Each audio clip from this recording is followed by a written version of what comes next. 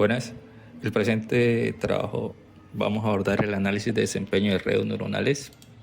Este trabajo se realiza con el fin de implementar y comparar diferentes modelos de redes neuronales para la clasificación de imágenes, utilizando diferentes arquitecturas que vamos a ver en el transcurso de esta presentación.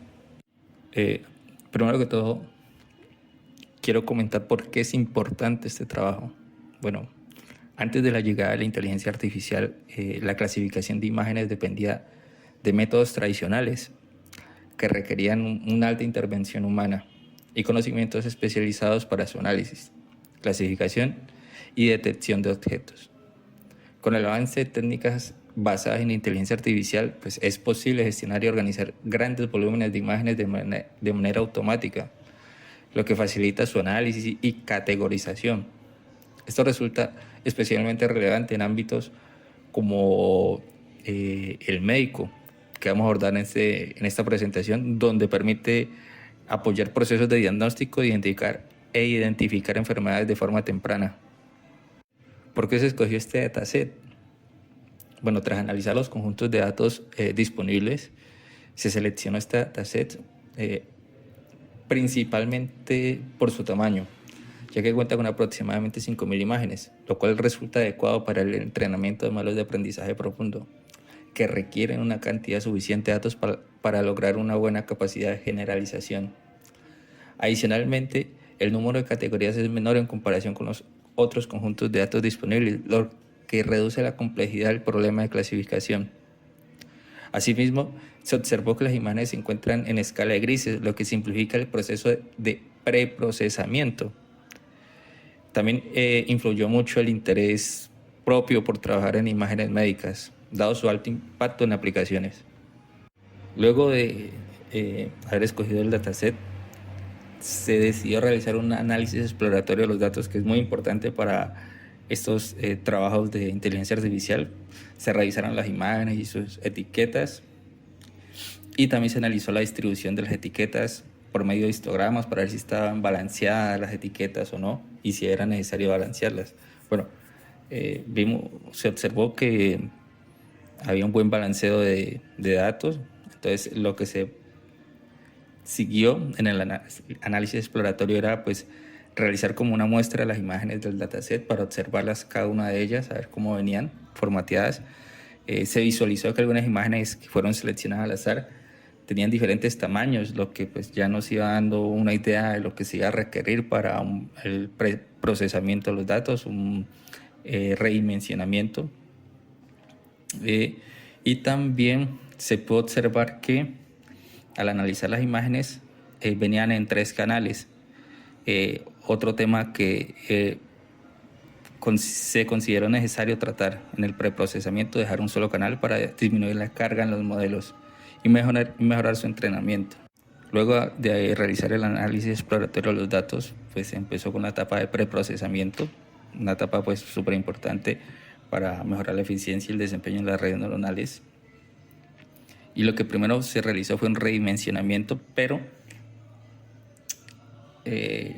no se tuvo una consideración en el primer redimensionamiento, que era el tema de la relación de aspecto. Entonces se tuvieron problemas, hubieron deformaciones en las imágenes, y estas deformaciones podían afectar gravemente el tema del entrenamiento, de la generalización de las redes. Entonces se mejoró el redimensionamiento para conservar la relación de aspecto, y se utilizó técnicas de relleno como padding para agregar píxeles negros en las zonas necesarias para completar las dimensiones requeridas.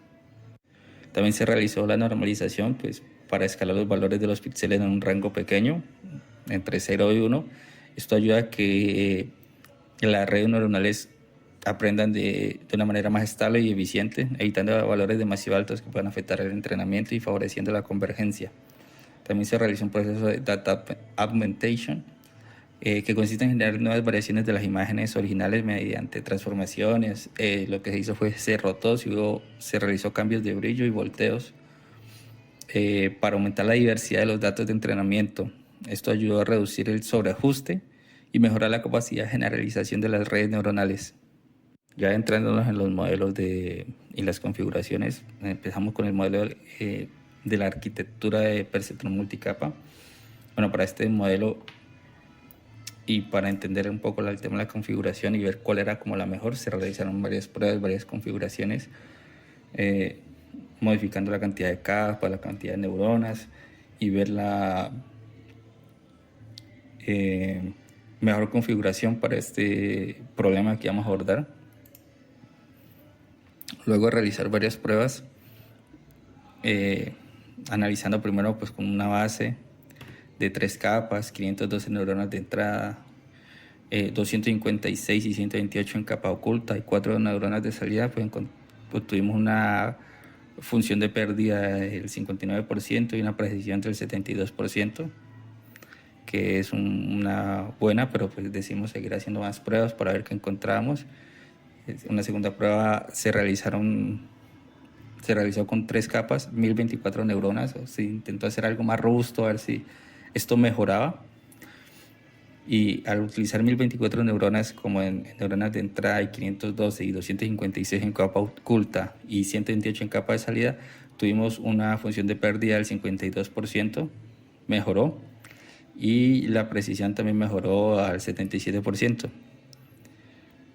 Ahora la siguiente condición que se probó fue disminuir tanto las neuronas y las capas y obtuvimos un resultado inesperado.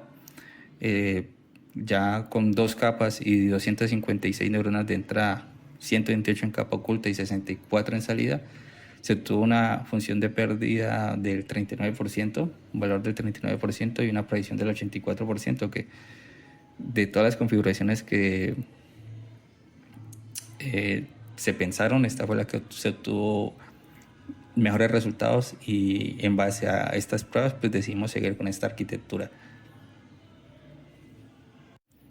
Con el tema de la división de conjuntos de entrenamiento, validación y prueba, bueno, al haber analizado las imágenes, los datos ya se encontraban divididos en carpetas de imágenes para entrenamiento y pruebas. Lo único que se realizó fue una subdivisión del conjunto de entrenamiento para crear el conjunto de validación necesario para el momento del entrenamiento de las redes neuronales. También se realizaron varias pruebas para ver qué función de activación era mejor, ya teniendo como base pues 2 capas y neuronas de 256, 128 y 64. Empezamos ya con esa base a realizar más pruebas. Esta vez todo lo anterior se estaba realizando con la función de activación ReLU, que pues se comenta en la literatura que era la que mejor resultados daban, pero decidimos probar con el ReLU y tangente, y en ambos casos se obtuvieron mejores resultados. En comparación con ReLU, pues habíamos tenido la función de pérdida del 39% y en predicción del 84%, pero con ReLU obtuvimos 16% de función de pérdida y 93% de precisión, mejoró mucho más en el entrenamiento. Y la tangente hiperbólica se obtuvo una función de pérdida del 25% y una precisión del 91%. Con estos datos ya se esperaba que íbamos a trabajar con ReLU, que iba a ser lo mejor, pero luego de analizar las gráficas se puede observar que no, que la mejora para las capas ocultas de la ReLU, y como este problema es un problema de clasificación, siempre por la capa de salida se utilizó softmax. Para el modelo convolucional no se realizó una búsqueda exhaustiva de hiperparámetros. En su lugar se utilizó una configuración basada en arquitecturas recomendadas en documentaciones especializadas y consultas realizadas mediante herramientas de inteligencia artificial, tomando como referencia configuraciones comúnmente utilizadas en problemas de clasificación de imágenes, pues con el tema de bloques de convolución y pooling intercaladas para la extracción de características, la capa de flatten y las capas densas con ReLU y salida con softmax. Luego, para evaluar el comportamiento, pues analizamos las gráficas de función de pérdida del modelo del perceptrón multicapa y de las gráficas de función de pérdida y precisión del modelo de la red neuronal convolucional. Lo que podemos decir de estos resultados de estas gráficas es que pues, por medio de las curvas de pérdida y precisión se puede observar que el tema de las funciones de activación, Liquid-ReLU alcanzó una mayor precisión en el entrenamiento, pero la función de activación de ReLU presentó un comportamiento más estable y consistente. Entonces lo utilizamos como el punto de partida para comparación. Las curvas de pérdida y precisión obtenidas con ReLU mostraron una menor diferencia entre entrenamiento y validación, lo que indicó una mejor capacidad de generalización y un menor nivel de sobreajuste. Bueno, al comparar las métricas entre los dos modelos en esta etapa de evaluación, entre el mejor perceptrón multicapa y la red convolucional, se observó que la red convolucional obtuvo un desempeño superior, alcanzando una exactitud del 90% frente al 86% obtenido por el perceptrón multicapa. Además, presentó mejores valores promedio de precisión, RECAL y F1 score, lo que evidencia una mayor capacidad de discriminación entre clases y una mejor generalización. Aunque el perceptrón multicapa mostró resultados competitivos en algunas categorías, la red convolucional presentó un comportamiento más robusto en términos generales. Finalmente, el análisis de las matrices de confusión permitió evidenciar que la red convolucional posee una mejor capacidad para diferenciar las clases en comparación con el perceptrón multicapa. En particular, la red convolucional redujo significativamente la confusión entre las clases 0 y 1, además de alcanzar una clasificación casi perfecta en la clase 3. Por otro lado, el perceptrón multicapa presentó mayores errores entre las clases visualmente similares, lo que sugiere una limitación en la extracción de características más complejas a partir de las imágenes. Bueno, de este trabajo podemos concluir que los resultados obtenidos demuestran que mediante un adecuado preprocesamiento de las imágenes y una correcta selección de hiperparámetros, un modelo basado en arquitectura de perceptrón multicapa puede alcanzar un buen desempeño en tareas de clasificación de imágenes. Aunque inicialmente se esperaba un rendimiento considerablemente menor, para este tipo de arquitectura, los experimentos evidenciaron que el perceptrón multicapa logró resultados satisfactorios y cercanos a los obtenidos por la red convolucional. Además, las pruebas realizadas mostraron que una arquitectura más compleja no necesariamente mejora el desempeño del modelo. Las configuraciones con mayor cantidad de neuronas aumentaron la complejidad de la red y pudieron hacer que el modelo aprendiera información poco relevante de las imágenes. En cambio, una arquitectura más pequeña logró mejores resultados, alcanzando una mayor precisión y una menor función de pérdida. Esto indica que una estructura más simple fue suficiente para reconocer las características principales del conjunto de imágenes.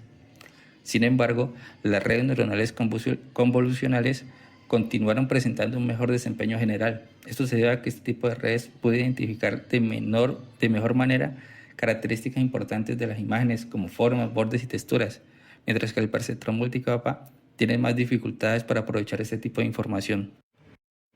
Buenas, en el presente trabajo vamos a abordar el análisis de desempeño de redes neuronales.